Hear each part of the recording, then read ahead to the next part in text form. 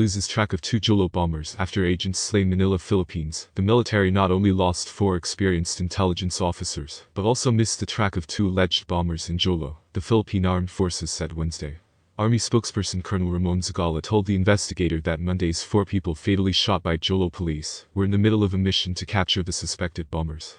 The killing of Major Marvin Indamog, Captain Erwin Managalad, Sergeant Jamie Velasco Jr. and Corporal Abdul Asla was initially confirmed by the Philippine National Police as a consequence of a missing counter at the Jolo police station. The justification was denied by Army Chief Lieutenant Gen. Gilbert Gape, who labeled the unprovoked violence assassination and a rub-out. PNP spokeswoman Brig. Gen. Bernard Banac said on Wednesday that after examining the original investigation, the killing was deemed a shooting incident.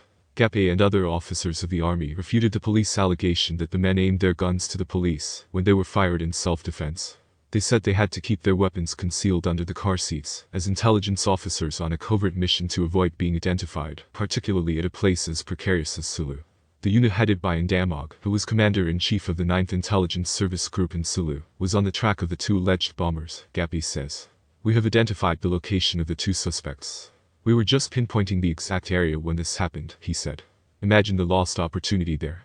2 bombers who were supposed to be captured and neutralized were able to slip, and you know the potential of these 2 bombers of sowing terror and executing terrorist acts.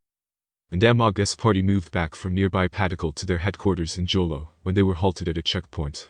The army said Indamog introduced himself and showed his identity card, but they were still told to go to the Jolo police station. The party stopped their car outside the platform, and Indamog got off and was fired at moments later. The rest of the agents were shot dead too. Major. Gen. Carletto Vinlun, commander of the Sulu Joint Task Force, said earlier that the killings of 39-year-old Indamog and his people were a big loss not just to us, but to Sulu in general.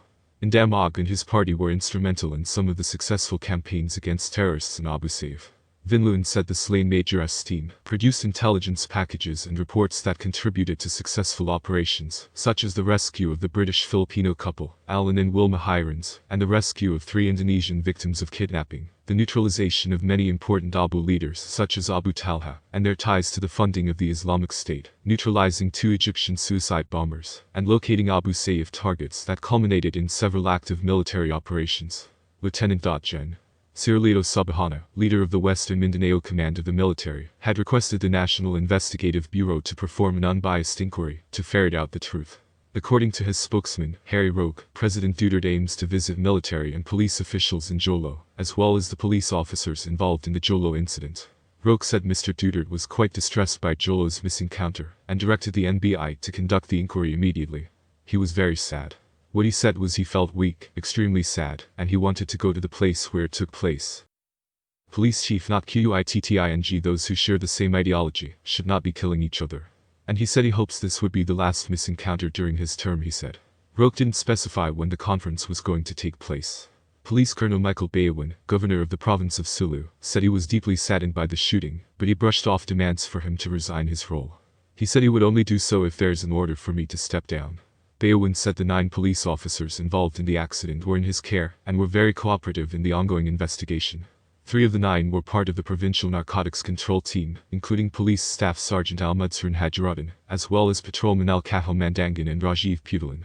The remaining 6 are members of the Jolo Police Response Unit, including Senior Master Sergeant Abdul's Imar Pajiri, Master Sergeant Hani Badiri, Staff Sergeants Iskander Susalan and Ernisar Sapal, Corporal Sulki Andaki, and Muhammad Nur Pasani, a patrolman.